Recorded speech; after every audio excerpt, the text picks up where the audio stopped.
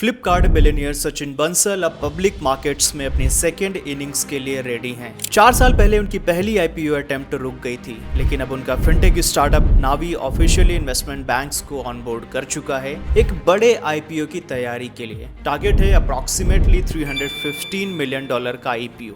Reports के according Kotak investment banking इस issue को लीड कर रहा है और नावी का फॉर्मल आईपीओ फाइलिंग जनवरी से मार्च 2027 के क्वार्टर में एक्सपेक्टेड है। ये मूव एक इंटरेस्टिंग टाइम पर आ रहा है क्योंकि अब कई फिनटेक कंपनीज आईपीओ की तैयारी कर रही हैं। मतलब नावी को पब्लिक मार्केट में कैपिटल के लिए दूसरे फिनटेक्स और डिजिटल बिजनेसेस के साथ compete करना होगा। 2018 में फाउंडेड नावी ने अपनी जर्नी की शुरुआत एक रिलेटिवली स्मॉल लेंडर के रूप में की थी, लेकिन आज ये एक फाइनेंशियल सुपरमार्केट बनने की डायरेक्शन में है। नावी पर्सनल लोन्स और होम लोन्स से लेकर हेल्थ इंश्योरेंस, म्यूचुअल फंड्स और यूपीआई पेमेंट्स तक ऑफर करता है। बेसिकली सचिन बंसल का बेट ये है कि जिस तरह फ्लिपकार्ट ने ई कॉमर्स में रिटेल शॉपिंग को ट्रांसफॉर्म करने की कोशिश की थी, वैसे ही नावी रिटेल फाइनेंस को ट्रांसफॉर्म करे। और इस बेट के पीछे बंसल ने अपनी फ्लिपकार्ट फॉर्च्यून का सिग्निफिकेंट अमाउंट भी इन्वेस्ट किया है। Now let's talk about financial and regulatory challenges. IPO का रोड शो इजी नहीं होने वाला है। सबसे पहला टफ क्वेश्चन है प्रॉफिटेबिलिटी का। नावी ने मार्च 2024 में 358.5 करोड़ रुपीस का प्रॉफिट रिपोर्ट किया था, लेकिन सिर्फ एक साल के बाद मार्च 2025 में कंपनी 119.3 करोड़ रुपीस के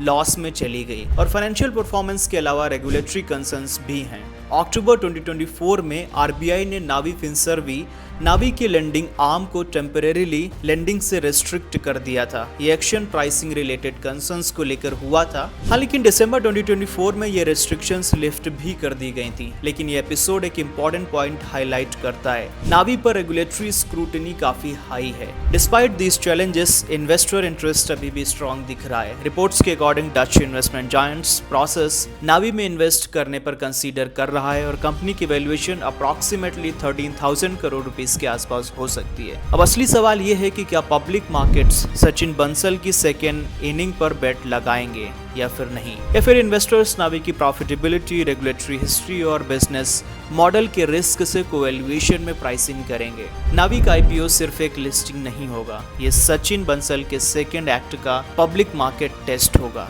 If you like the video, hit the like and subscribe button. Thank you so much for watching.